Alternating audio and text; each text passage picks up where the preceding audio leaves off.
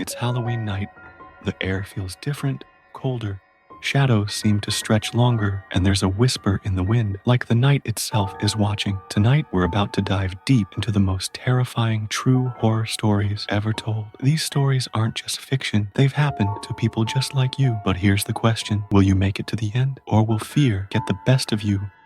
Welcome to the Fear Vault. If you're brave enough, let's begin.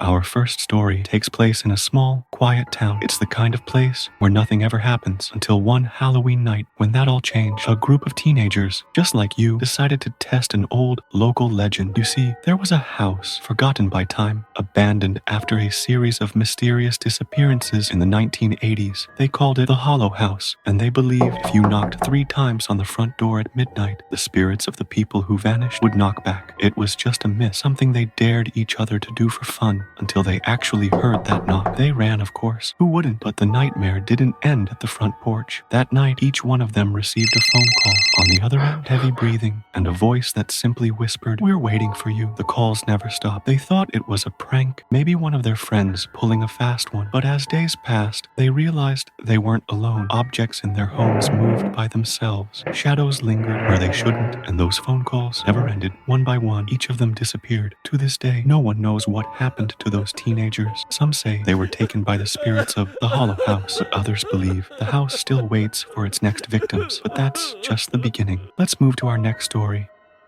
A Halloween party turned deadly. This one is recent. You might have even heard about it in the news. It was just last year in a college town not far from here. A group of students decided to throw the ultimate Halloween bash. Costumes, music, drinks. It was supposed to be the night of their lives. But by the end of the night, one of them wouldn't make it home. There was a legend circulating about their school, about the blood mask. According to the myth, every Halloween, someone wearing the mask would show up at a party. The legend says, if you make eye contact with the person in the mask, you'll be marked, and by midnight, the marked person will disappear, never to be seen again. It was supposed to be just a fun story until one of the students noticed someone at the party who wasn't invited. Standing at the edge of the crowd, barely moving, was a figure in an old tattered cloak, wearing the blood mask. Some thought it was a prank, but the mood shifted when that figure locked eyes with someone in the crowd, and at midnight, that person was gone. Everyone thought they'd left early, maybe headed home, but the next morning, their bed was untouched, their car still in the driveway. They were just gone. The police were called, of course. Search teams scoured the town for weeks, but no trace of that student was ever found. The legend of the blood mask lives on, and tonight, as you celebrate Halloween, make sure you avoid locking eyes with anyone in a mask, because you never know when it might be real. Our final story takes us to the woods. Some of the scariest stories are born deep in the wilderness, far from help, far from safety. A group of friends went camping last Halloween, looking for an escape from the usual parties. They wanted peace, solitude, but the forest